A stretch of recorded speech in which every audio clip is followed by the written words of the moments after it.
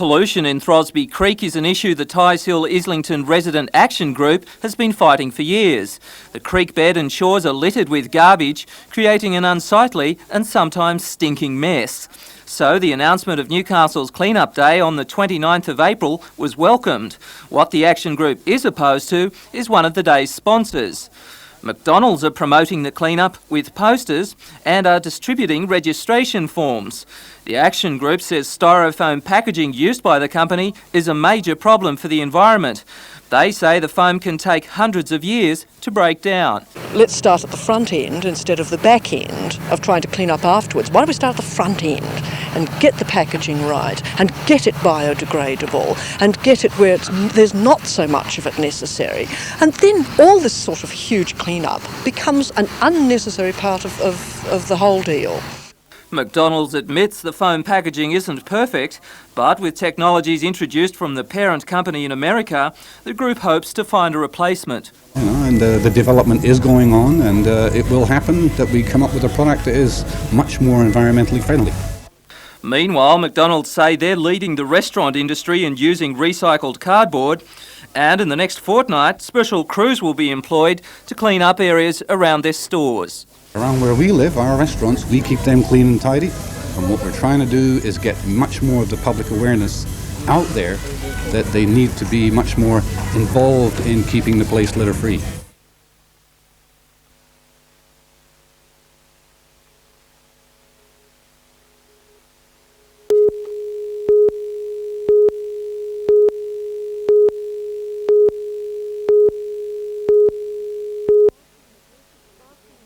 Basking majestically in the warm sunshine today, Newcastle's Christchurch Cathedral made a welcoming sight for parishioners who turned out for the special Good Friday midday service.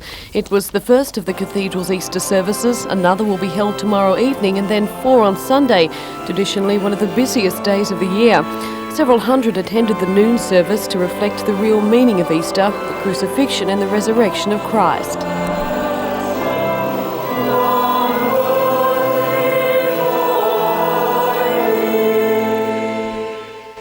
Earlier at Adamstown, the Presbyterian Church had held its Good Friday service, attended by a small gathering of worshippers whose thoughts and prayers were echoed in the haunting voice of the church's chorister.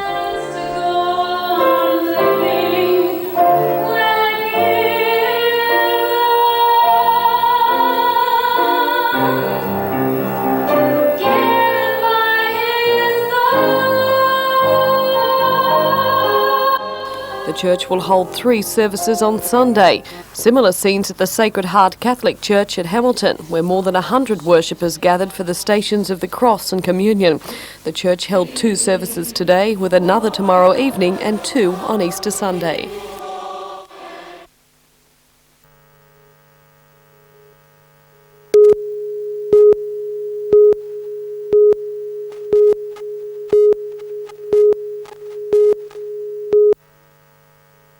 Top grade.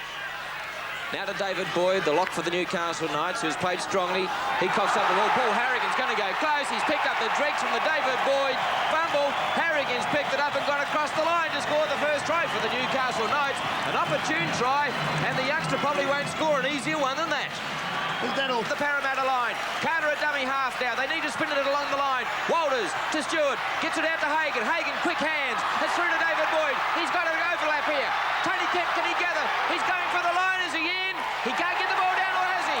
No trial. Carter decides to go on his own. Slips the ball to Allenson. Allenson's over and he scored in the corner. Through Colin Vandervoort. David Boyd did exactly the same thing. Here it is. He managed to the ground. About 21 metres out from his own line. Sargent now runs it out. Gets through the tackle of Izzard. Slips the ball to Tony Kemp. Tony Kemp's looking for support. Gets the ball back to Jeff Doyle. Runs around now. Can Doyle link up? Can't do so in the Parramatta defence. Brett, the captain. On to Hagan. Hagan to Boyd. Boyd gets the ball back to Hagan. Hagan now on to David Boyd, and that's a super try. A super try to the Newcastle Knights side. But good intense pressure for that set of 6. Really class stuff here. Newcastle getting full value out of possession. Izzard now to Laurie, to Bell, and met high again by Klein. Dear oh dear, I thought the corner was the option there. Sargent barges, Sargent's over. Sargent has scored for the Newcastle Knights. What a try. Michael Hagan now gets the ball to David Boyd, standing out, looking for his second try. David Boyd can't do so, and he's brought down about 12 metres out from the Eels line. The kick by Ashley Gordon over the top. Gordon takes the ball, he dives on it, falls on it. What's the result? It's 6 to go. The referee has called. That's a fair try to Ashley Gordon. To 5 in Parramatta's favour, and here is Parramatta 17 and the Newcastle Knights 14.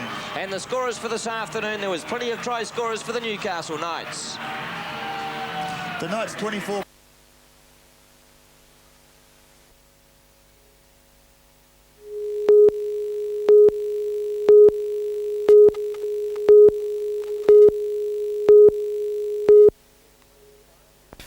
There was plenty of fire in the early exchanges as the Knights' David Boyd copped a warning, and then Matt Goodwin was a little too willing and received 5 minutes in the sin bin. When play did settle down, it was that genius Peter Sterling who set up the opening try for Parramatta.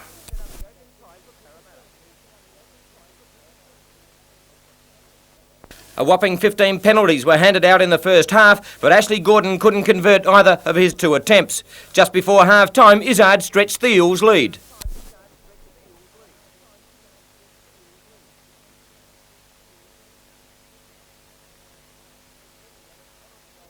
Fitzhenry added a penalty goal for Parramatta, and then Sterling continued his amazing field goal success for 1990.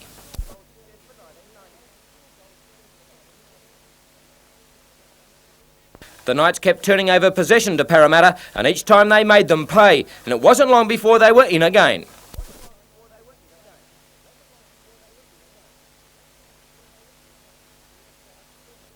With the huge crowd streaming from the International Sports Centre, Parramatta weren't finished, and it was Glenn Lydiard who scored from his own 22.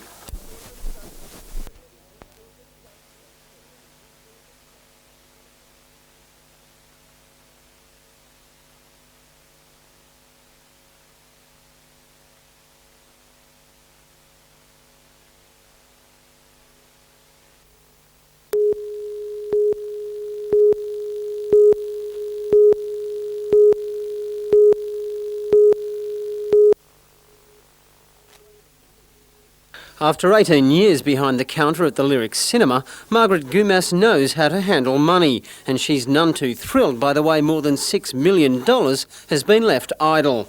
Common sense should have prevailed, and I think there should not have been the red tape that there certainly is at the moment. I'm getting criticism about this every day. Hers is the latest in a long list of protests over the handling of the Lord Mayor's appeal. Many victims of the earthquake claim they have been ignored by a council concerned only with bricks and concrete. The money has continued to pour in, but little has been spent. Town Clerk Barry Lewis today refused to speak to our cameras, stating he had a rigid policy of never granting interviews to the electronic media. But his comments did appear in today's Newcastle Herald, where he admitted he had never had as much trouble as that caused by the Earthquake Appeal Fund. The future direction of the fund will be a matter for urgent discussion at tomorrow night's council meeting, but some fear the damage may have already been done. It's very hard. Once the situation has arrived at the state that it is, I believe it's going to be hard to get it back. People are reluctant to give more, and some have in fact even wanted their money back. Well, I'm very sad that it's arrived at that particular state at the moment.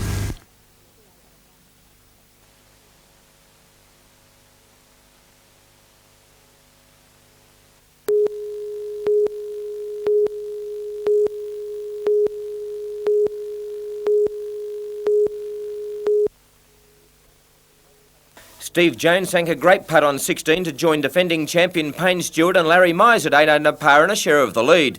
Then the Great White Shark had this chip to level on 18.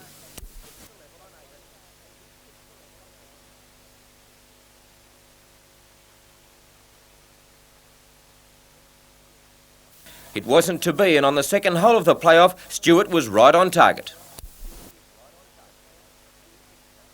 Mize had one last chance to force the tournament to continue.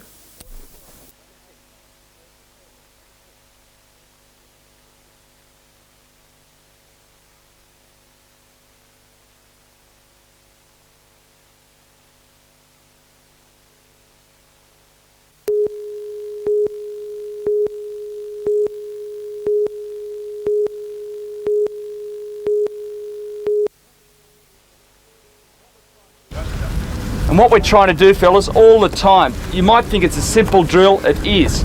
Keep the ball off the deck and try and, like it's a hot coal in your hands, all right? The Rugby Coaching Clinic's an initiative of the Hunter Academy of Sport, which is encouraging a wide range of sporting codes with the same technique, bringing together the established stars and the region's top young talent. 50 schoolboy rugby players, mostly from this area, plus a few ring-ins from Narrabri and a couple of Sydney colleges, undoubtedly attracted by the calibre of the coaching, will spend the week learning the finer points of the game, including a safer approach to a sport which inevitably produces a few knocks. Nick Farr-Jones says such clinics are vital to the future of rugby union. You know, we're one of the sports that doesn't have the dollars of, say, rugby league, basketball, even Australian rules down in Melbourne. So it's important that we try and get the young kids involved so that they're interested. And so Rodriguez, myself and Hipwell are here. Looking to his own future, Farr-Jones says the wire is now off his jaw, which was broken in a game against a touring Russian side, and he's looking forward to coming back to the game. I'll be disappointed to miss the State game tonight. I hate watching it. I've watched a few of the games and it just absolutely drives me nuts sitting in the stand. But I think I'll be back probably in about 3 weeks, depending on how it comes on.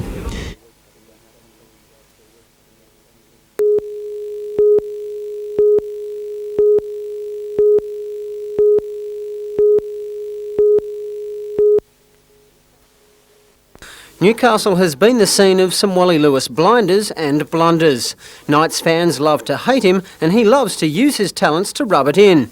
It was a fierce desire to take his place on the paddock against the Red and Blues that ultimately cost Newcastle fans a chance to catch a glimpse of the King. I was quite confident at training mid last week that I'd probably be on the park for the Newcastle game, but I stretched out a bit too far too soon and re-tore the hamstring, so it could be anything from 1 week to 3 or 4 weeks yet. Wally's injury is not the only worry in the Broncos camp. Jackson, Hancock and Curry are all probable non-starters for the Knights clash, but Lewis is making no early excuses for his teammates. It's certainly not the best time of year for us, but you know, you can't make excuses in a competition like this. You can't say, oh, we missed out on the 5 because we've had some bad injuries in the camp. That's just regarded as bad luck and part of the trouble of trying to make the semis. If anything, the absence of the Broncos stars only serves to even up what was always going to be a tense struggle. Both sides were badly beaten last weekend and have it all to prove this time out. The Penrith game, although there weren't all that many points in it, from the scoreline that we had control at some stage, to let in 18 or 20 points unanswered, I think it was a little bit uncharacteristic for our guys. For Newcastle, that was also a very surprising scoreline. And seeing as it was to 0, I think that was a little bit embarrassing for the Knights as well.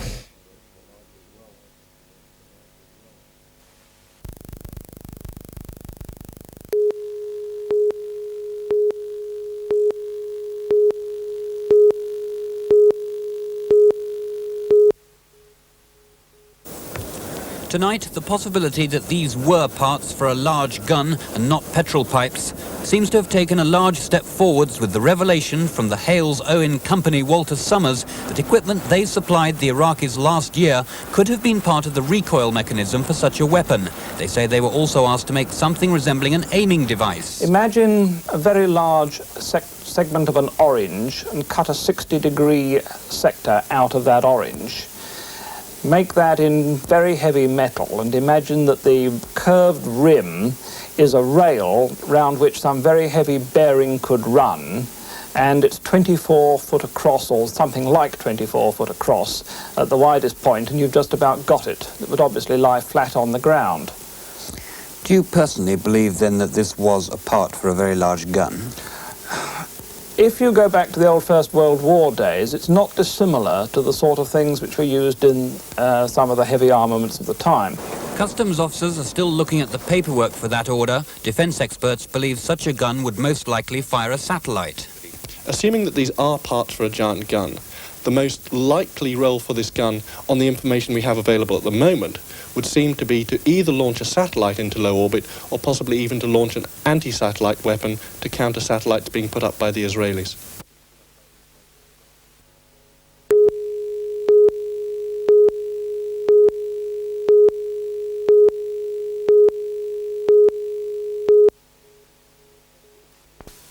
Ted Woodfield has been New Zealand's ambassador to Australia for just 12 months, but is keen to acquaint himself with local issues firsthand. We caught up with him in Hamilton's Beaumont Street, one of the worst hit areas after the December quake. New Zealand is located in an active earthquake zone and regularly experiences shakes and tremors. Its building codes reflect that experience with special brick ties and rubber seals around windows, doors and brick walls, all common building practice. One of the most destructive quakes in New Zealand history was in 1932, when the North Island city of Napier was virtually demolished. Ted Woodfield says that city is now cashing in on the opportunity that earthquake presented. The building that took place then in 1932 is now one of the world's finest heritages of Art Deco architecture. It happened to be the style of architecture that was being drawn on at that time, and Napier now promotes that with a tour, with literature, with pamphlets, with photographs, and people come from all over the world to see what Napier has to offer now. Mr. Woodfield says communities should also do some serious soul-searching when it comes to the issue of heritage buildings, as the cost of repair and preservation has to be borne by someone. I'm sure that as this town carries many heritage buildings, some you would wish to preserve if it's economically possible to do so, or if the community is prepared to pay for it. I guess that's the assessment the local people have to make. However, there is an opportunity, I would guess, to build new, capturing some of the best designs and styles of our time, and Newcastle's future inheritors will make the judgment about whether it was good or bad.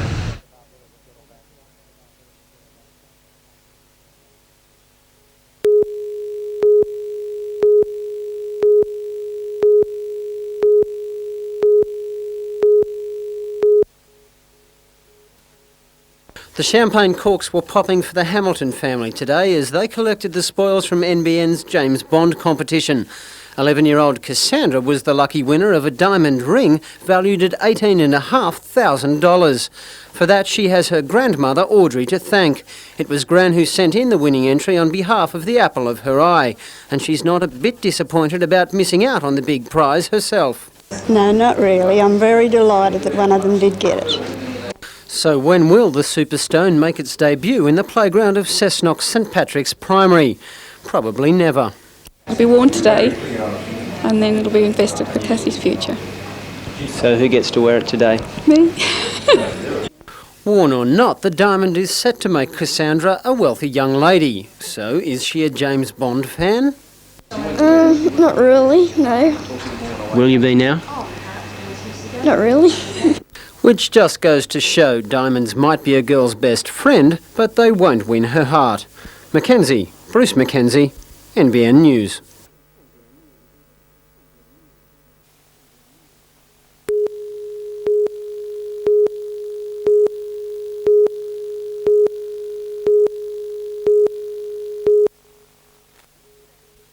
Yesterday's meeting highlighted the problems of a small group of elderly residents from Windale. But according to the man who chaired that meeting, Lake Macquarie Mayor Ivan Welsh, police records show suburban violence in Newcastle is far more widespread.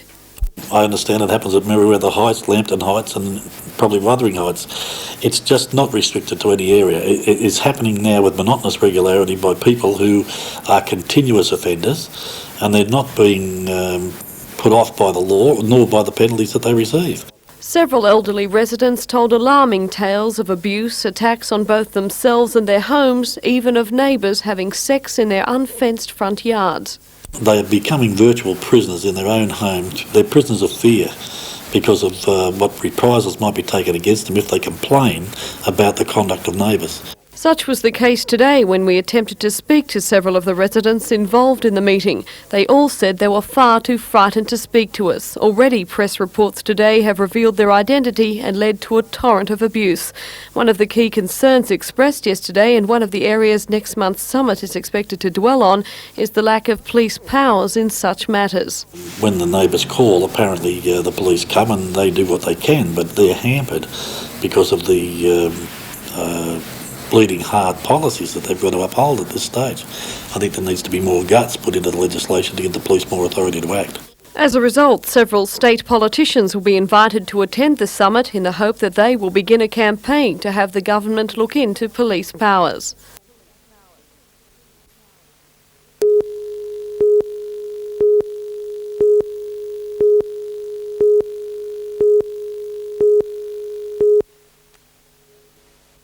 No team in the National Basketball League has managed to win both games on the trip they have dubbed the Doomsday Double, and most teams are happy with one win. But the Newcastle Falcons are cock-a-hoop after their brilliant victory over last year's grand finalist Canberra and are hell-bent on 2 wins. But their opponents are laden with talent. It was only last year that the Falcons recorded their first ever win over the Adelaide 36ers with a stunning effort in overtime. Their record against Perth is a little better with a 10-4 win-loss record. As they prepared to drive to Sydney and catch their flight to Adelaide, the players spoke about the weekend. I think if we can win them both, we're in real good shape. If we can win one out of the two, we're still in good shape. A good win 2 weeks ago, so this could cap off what's looking to be a pretty good year for us. 2 hard games. I just hope we can do the best we can. It's a pretty tough weekend. I think we'll do well. We've been training quite well, and if we put it all together on the day, especially against Adelaide, I think we can play them pretty well. We'll go well. For new star James Bullock, it's a chance to renew the battle with the other James from Perth, the Alabama slammer James Crawford. I'm looking forward to going back there. I mean, me and James had a good rivalry going, so I'm looking forward to playing against him. And, Mark Davis, how good he is, so it should be good. And coach Ken Cole is pretty revved up about the weekend. We want to take the next step forward. We've really improved, I think, and from the Canberra game, and I think we're 15 points to 20 points better than the Canberra game. We've trained very well all week, and one of these 2 wins would be a giant scalp, and of course we want them both.